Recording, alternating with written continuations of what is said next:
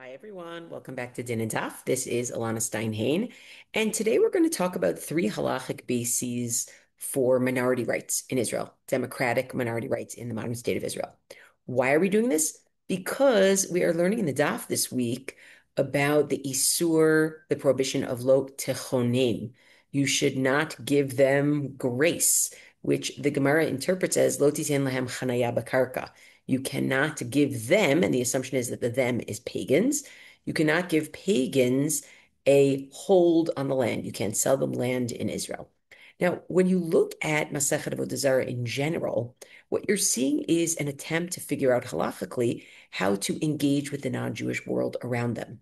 And the question really becomes, as the world changes, both we, the Jewish people, change, and the nations of the world change, how do some of these negotiations change? And so I decided it would be really interesting to see what three contemporary 20th century religious Zionist rabbis had to say, not just about lo techonim, not just about not being able to give them lands, because to be honest, that's kind of easily solved, right? Essentially, what you have to do is prove that they're not pagans. And that's not hard to do with Islam, and it's not hard to do with Christianity either, because even if that's avodah zarah for us, it's only what we call shituf for them. So it's not so hard to get over that hump. But I actually think what's more interesting is actually the whole way of thinking regarding non-Jewish minorities in Israel and what kind of religious basis that could have. So today I'm going to give you three different approaches to that.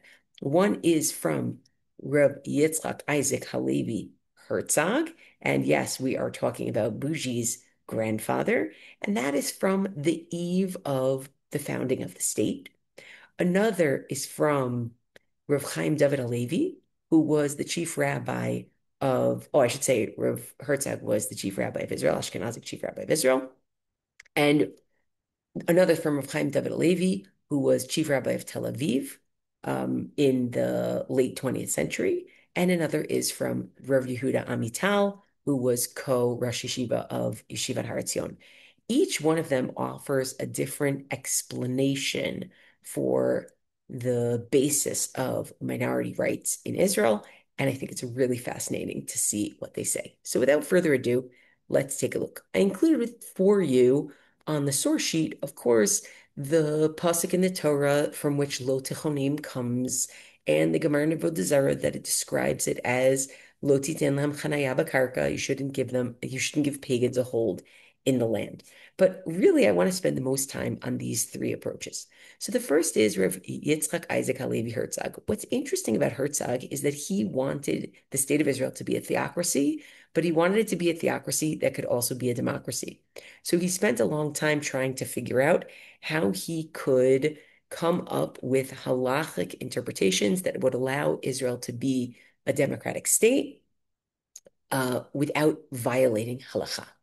And when he talks about why he's doing this in his Tchukat L'Yisrael Al Pi Torah, which is a three-volume that I highly recommend people check out, he actually talks about his reluctance, essentially. He talks about the idea that actually we are stuck under the thumb of the non-Jewish world, and that's why we need Israel to be a democracy. So I think this is fascinating. You sort of feel him in 1947, very dependent on the UN. So he says as follows, ועתה הגיע הזמן להסתכל במצב כמו שהוא ממש, ולבחון את ההלכה מתוך אותו הסתכלות הריאלית. He's like, we got to be realistic about where we are. אנחנו לא כבשנו עד עכשיו, ולא יכולנו לכבוש את הארץ כנגד רצונם של האומות המאוחדות. We have not gotten the land, we have not conquered the land, we would not be able to conquer the land without the gushvanka of the UN, right? How times have changed, right? Al pi haskamatam, based on their agreement. ואין שום ספק שעד שיבוא משיח צדקנו נצטרך להגנתם עלינו. And there's no question that until Mashiach comes, we are going to need their help defending us כנגד ים של אויבים מדיניים מקיפים מסביב, against a sea of national enemies who are all around us, she'adam tagia gam letoch hamedina, that also penetrate within the state of Israel. וגם אין שום ספק שלא ייתנו לנו את המדינה היהודית, אלא אם כן נקבע בתחוקה ובמשפט זכות המיעוטים לסבילות הנידונת. And there's no question that they're not going to let us have our own state unless we put into our constitution, into our law, the rights of minorities to have tolerance, to gain, to have proper, to be tolerated. And I don't mean tolerated in a negative way. I mean tolerance in the sense of democratic rights.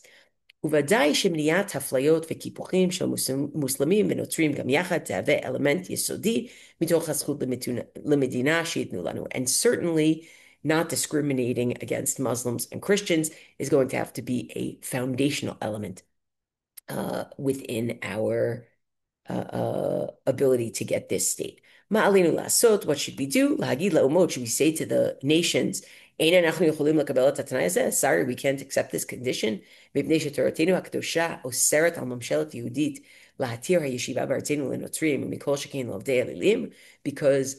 our holy Torah prohibits a Jewish government from allowing Christians and all the more so actual pagans to live in our nation, to live on our land. And it also prohibits us from allowing their worship, the Christian worship, and Kal v'chomer, pagan worship. ואוסרת עלינו להרשות להם לרכוש,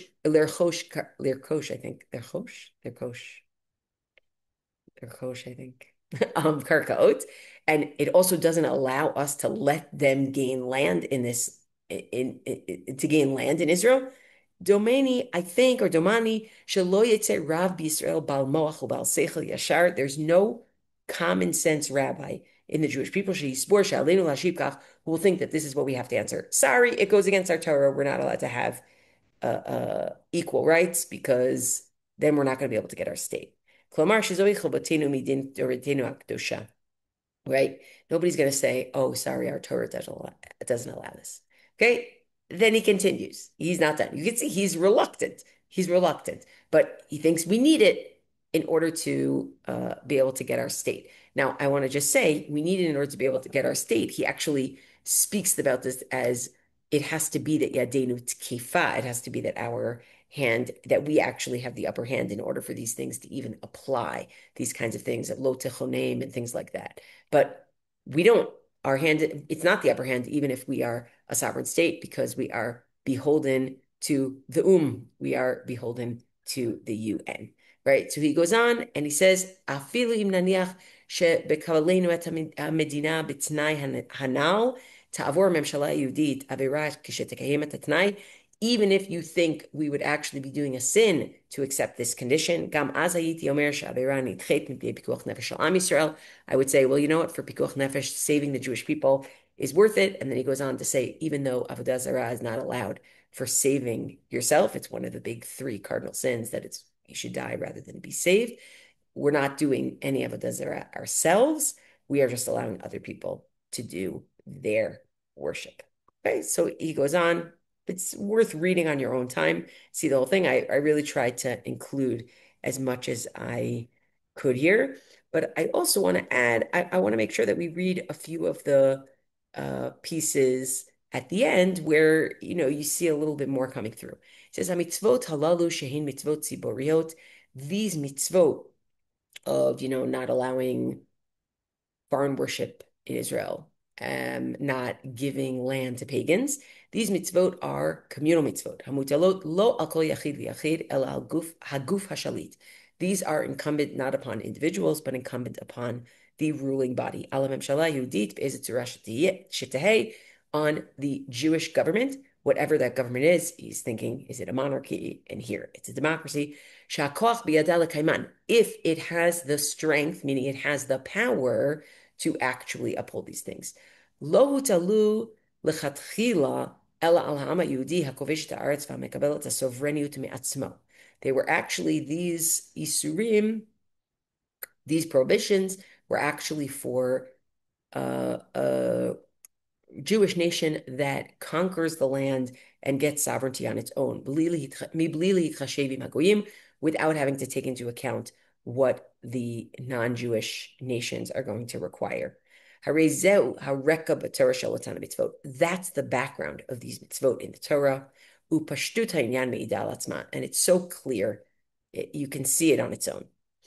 Im kain, therefore, if so, excuse me, efo, however, behadro shel rekazeh, if there isn't this background, ubitznae mitziut or bitznai mitziut kazo shamedina nitanet al menat kach, and in a condition such as this, that we only get the state on condition of doing this, ein chalot lo'otana mitzvot, kemo she'ein chalot lo'otana mitzvot bagola. There is no application of those mitzvot. They don't apply. They simply don't apply. They don't apply the same way they don't apply when we are in exile. Oh, af be'eretz Yisrael kishe'en yadenu tkefa, and just like they wouldn't apply if there wasn't a Jewish government. Okay? It's a little bit more that he says, just to remind us that actually Christianity and Islam are not avodah zarah for, certainly Islam is not avodah zarah for anybody, and Christianity is not avodah zarah for those who practice it. He says, "Eneni yodea ima sheila sharishayon legoyim bilti notrim or bilti muslimim lavo lityashev ba'aretz." He says, I don't know if the issue of non-Jews who are not Christian and are not Muslim who want to come live in the land, lefi midat chukei hagira bilvad, based on immigration law, ta'alel perak ba'atid karov. I don't know if that's going to be a big question, because in his time, the question, they were talking about Christianity and Islam. Hagoyim התרבותיים שאפשר לחשוב עליהם בקשר עם זה, says you could think, maybe if you're trying to think what would be halachically defined, even for those who practice it, might be halachically defined as avodah zarah. Hey mahodim, it would be Indian culture, so we're talking about Hinduism. Hasinim v'hayapanim, the Chinese and the Japanese. And then he says, "Ubenogei lahem adayin eneni barur, enenu barur li she'afilu eila enem ovdam b'chituf." And he says, to be honest, I don't know enough. And he says, "Kilo lamadti kara'uya tetoteim v'darkei pulchan shalem." He says, I don't really know enough about those religions to know if they're not also just shituf and they're not considered avodah zarah for those who practice them. Now, again, this is not a sheer on the status of Hinduism or any other or any Eastern religion, but he says, he says, but even if we did find out that they actually have a status of full avodah zarah, mikol makom, even for themselves, mikol makom, אם גם הם יוכללו בשטח הדרישה לדמוקרטיות במדינה יהודית מצד האומות המאוחדות, if the UN required that they would also have to get rights, democratic rights, חושבני שלא יהיה קושי שאי אפשר להתגבר עליו מצד חוק תורתנו הקדושה בנסיבות ובמצב הנוכחי של עם ישראל. I'm sure we could find a way to do it within halacha, given the reality that we are living in. And then he says, so long as they don't do anything that's immoral, like a practice of a widow walking on the bier after when her husband dies and getting burned with him. But that's, obviously he's coming from a place of not knowing so much about their cultures and saying, well, we would just have to make sure that it's not anything that could be, violent, dangerous to its own practitioners, right? So it's really interesting. Essentially, what I would say is, yes, it's true. I said that it's very easy to solve the problem, just show that people are not of the Avodah Zarah. There's also lurking in the background the question of whether you actually have to be you have to be considered a ger toshav, right? You have to be considered like b'nei Noach in order to be able to not have lo tichonim apply to you. Now, clearly, that's not where Rav Herzog is going here. It seems to be clear to him that Notrim and Muslimim are not of the Avodah Zarah. But I will say it's interesting to suggest that he's basically saying that whole conversation is irrelevant because Lo Tichonim just doesn't apply when you are not in charge ultimately of the conditions by which you get your state. Now, that to me sounds incredibly reluctant. I want to move to Rav Chaim David Halevi, who is very much not reluctant. He is in the opposite way. And sometimes you can read some of the later perspectives on these issues as responses to Rav Herzog in a certain way. So this is from Rav Chaim David Halevi in 1987. He gave a presentation on Darchei Shalom, biyachasim sheben Yehudim l'shenam Yehudim.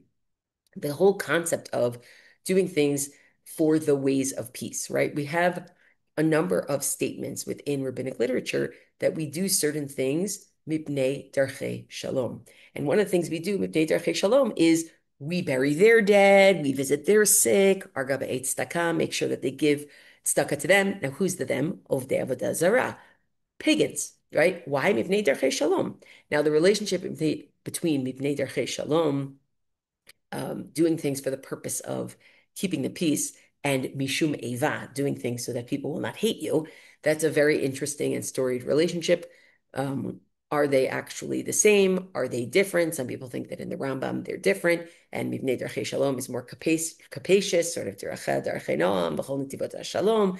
According to the Ramban, maybe they're actually the same thing, two sides of the same coin. But suffice it to say, what Rav Chaim David Halevi is going to do here is he's basically going to say, I don't think that the category of Darchei Shalom is the way we should be thinking about our relationship with minorities in Israel. Take a look.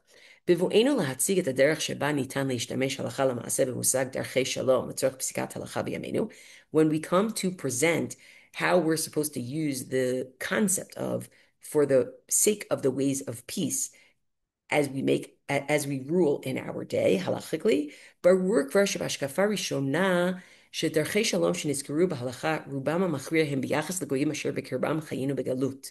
It says, first of all, it's very clear that the majority of cases where Darchei Shalom is mentioned is where we're living in the exile among non-Jews. Or perhaps for non-Jews who live in our land in certain times. Me'ata, he says, from now, כיצד עלינו להתייחס במציאות חיינו במדינת ישראל להלכות ולעקרונות שנקבעו לכתחילה מפני דרכי שלום בלבד. He says, but now that we have our state, how are we supposed to relate to this concept of mipnei darchei shalom, things that were required only because of darchei shalom, like supporting the poor of the pagans, like burying the dead of the pagans, etc. כאשר במגילת עצמאותה נאמר במפורש, when the Megillat Atzmaut of Israel says explicitly, תקיים שוויון זכויות חברתי ומדיני גמור לכל אזרחיה בלי הבדל דת וגזע ומין. When actually our Megillat Atzmaut says that there is going to be full equal rights, socially and state-wise, for all of the citizens of Israel without distinction based on religion or race or gender. And here we see that the society in Israel is obligated to all of its citizens, gam goyim, including non-Jews, et kol melo hazchuyot hamu'unakot b'chok leYehudim, all of the same rights that are given, that are enshrined in law for Jews. We shouldn't be using the concept of mibnei darchei shalom to explain why non-Jews have zchuyot. Non-Jews have zchuyot not because we're trying to keep the peace, but because they are citizens of the land. And he speaks specifically because it's a democracy. And he speaks specifically within this article about, or within this hartza'ah, within this lecture, about mechirat batim la'akum, selling houses to pagans. He says, Kazot hochachti b'sifri aseh l'chara chelak chet siman samechet. He says, I already proved in my book of Shutim, in my book of Responsa, Aseh l'charav, which you can find on Bar Ilan Responsa if you're looking for it. Midivrei HaMeiri, based on the Meiri, Bidin Mechirat Batim La'akum, speaking of, regarding the law of selling houses to pagans, Shekatav, he wrote, the Meiri wrote, V'zol Shono, here's his language, Uleinian Psak, when it comes to the rule, meaning the ruling, Davar Ze Lo Ne'emar Ela Ba'aretz Uvizmanim Sheizkarnu. This Lo Techonim is only talking about in Eretz Yisrael, it's only talking about in those times. It's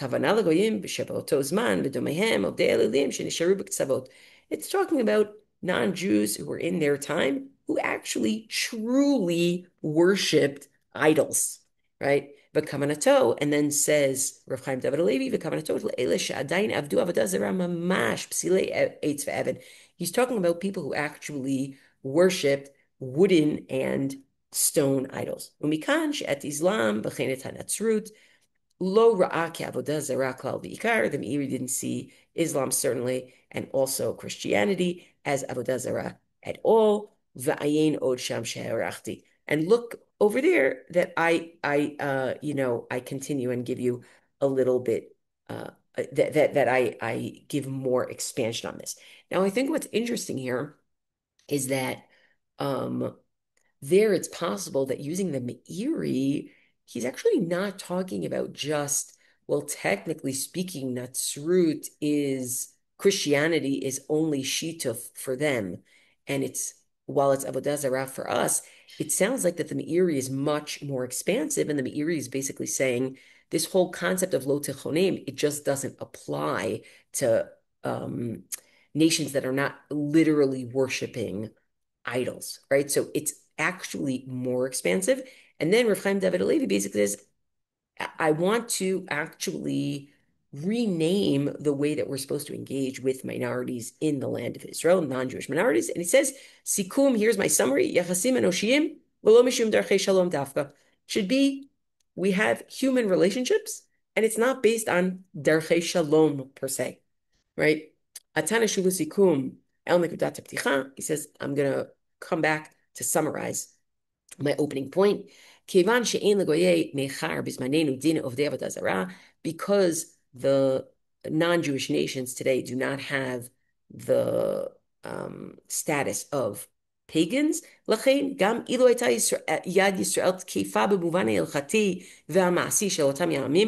even if the Jewish people did have Yad Tkefa, even if we were in charge, right? You can hear almost a response to Herzog a little bit. Even if we were in charge, lo ayinu chayavim b'shum panim linhog begoyei zmanenu kedin of avodah zarah. We would not have to act towards non-Jews in our time like pagan worshippers. Therefore, in any relationship between the Jewish people and non-Jews, hein ba'aretz ve'hin b'chul, whether we're talking about in the land of Israel or we're talking about in the outside the land of Israel, hein b'yachas ha'chevra k'medina le'ezracha ha'goyim, whether we're talking about a society vis-a-vis its non-Jewish residents, its non-Jewish citizens, uvein b'yachas ha'yachid l'shcheno o chavero hagoy, or a Jew and their non-Jewish neighbor. Ein shum tzarich l'shmor al-yachasim elam b'nei darchei shalom bilvad. We should not be thinking about these relationships as solely in order to keep the peace. Rather, it should be based on the legal definition. They are not idol worshippers anymore. They are not idol worshippers anymore. Therefore, parnasatam, making sure that they are also taken care of if tzedakah is needed. Bikurei choleihem, visiting their sick. Kvurat mitehem, burying their dead, nichum aveilehem, consoling their mourners, ve'od, etc. Hakol nitan lehasot mitoch chova enoshit musarit. It should all be done from a basic moral human responsibility, velo mishum darchei shalom dafka, and not specifically because of darchei shalom, right? So whereas what Herzog was leaning on, Rav Herzog was leaning on the idea that ein yadeinu tkefa, we are not actually in charge. We don't make our own decisions. And this is a t'nai, this is a condition for being able to get Medinat Yisrael. Rav Chaim David Halevi is going in the opposite direction and essentially saying, no, these definitions don't apply anymore. They really don't apply anymore. And we should actually be just thinking about, you know, basic moral human relationships. Okay. The third approach that I want to offer here is Rav Yehuda Amital's approach in a piece in 1985, which also started as a lecture, as a talk. And he's like some interesting shiluv, he's like some interesting combination of, a little bit from Rav Herzog, a little bit from Rav Chaim David Halevi, not in the sense of Rav Herzog's reluctance at all, but just in the sense of like mediniyut, sort of state politics. But let's see what he says. It says, Noseh hartzati hu hayachas lemiyutim al pi Torah b'medinat Yisrael shelanu. And by the way, it's going to be interesting. He doesn't mention lo techonem. He doesn't talk about it at all. This is like a meta halachic perspective that he's offering. The topic of my talk today is the relationship to minorities based on the Torah in our state of Israel. I am emphasizing these last words, meaning our state of Israel. Mishum she'al basis ha'isur shel chilul Hashem, ani miyaches chashivut u'mashmaut l'ma shenechtav b'inyan zeh b'Megillat Ha'atzmaut. It says, because on the basis of the prohibition of defaming God's name, I am going to give significance, grant significance to what is written about this, meaning what is written about minority rights in Megillat Ha'atzmaut, in Israel's Declaration of Independence. Why? He's going to give halachic significance to what is promised in Megillat Ha'atzmaut, and he's going to explain why. Kulanu makirim et maaseh givonim metuar b'Sefer Yoshua Perek Tet. We all know the story of the Gibeonites in chapter 9 of Sefer Yoshua. In case we don't, he goes through it. Misupar sham shagivonim nahagu ba'arma. The Gibeonites, who were a tribe in Israel, they acted with cunning. They basically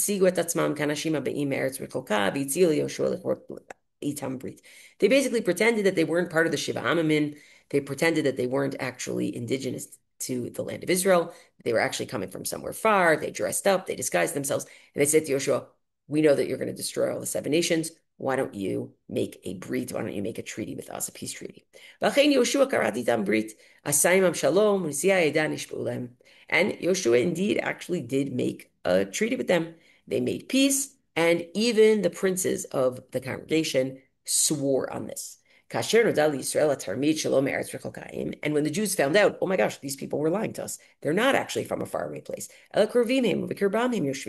They live close by, right among us. But still the Jewish people did not attack them. Why? Because the princes of the congregation had made an oath. Haramba Mehilchot Malachim Perek Vav Halacha Gimel Lomar Miparsha Zo Halacha Ledorot. So the Rambam actually in the Laws of Kings basically takes from this situation a everlasting halacha. He says V'asur l'shaker b'vritam u'lechazev lahem achar sheishlimu v'kiblu sheva mitzvot. Right? It is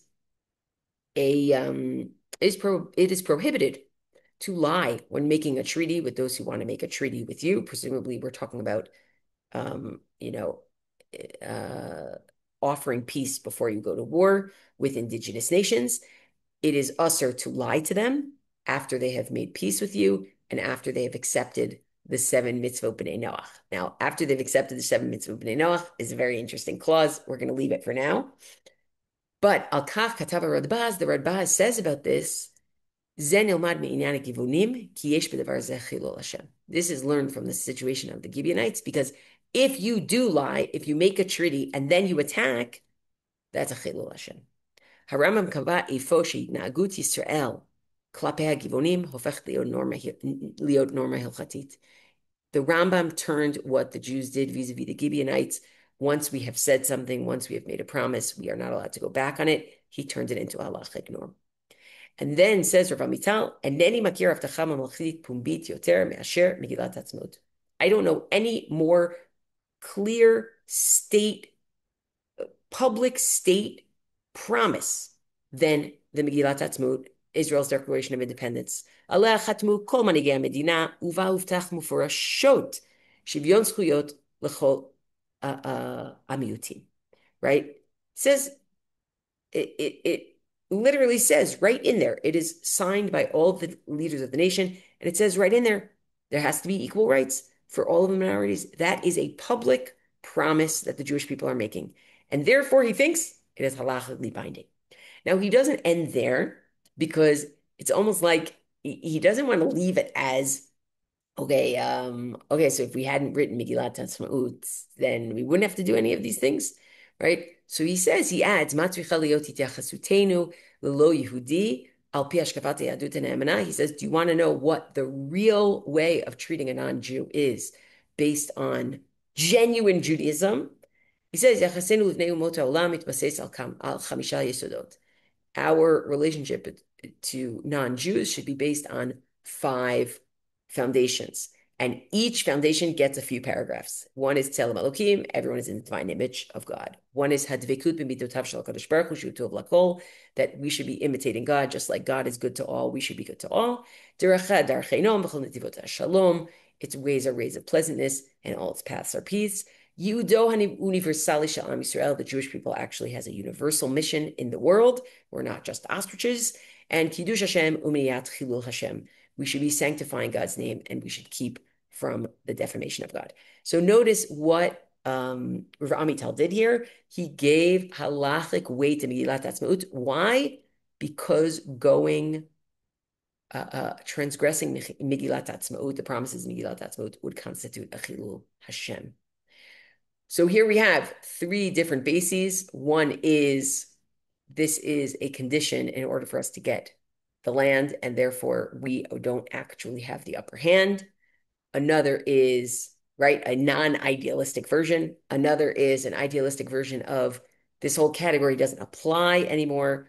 It only applied to true idolaters who worship stone and wood, because the worry is that we would come to worship, God forbid, stone and wood. And the third, you have to do what you say.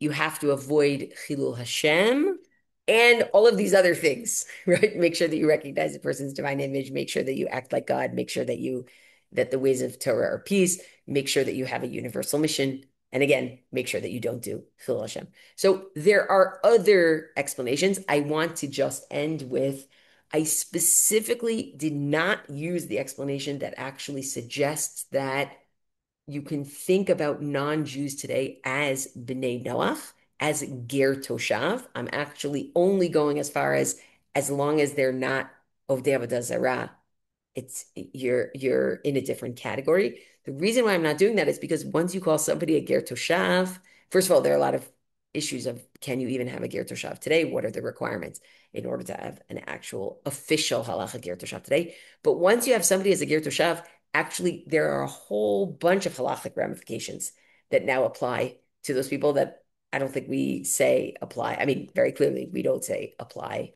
to non-Jews in our day. But suffice to say, as you are learning Masechet Avodah Zarah, and you say to yourself, "Oh, well, how do these things jive with, you know, democracy and human rights and minorities, and how do these things jive?" These are three examples of people who were trying to figure out um, how in the world these things could go together. Thanks so much, everybody. See you next time.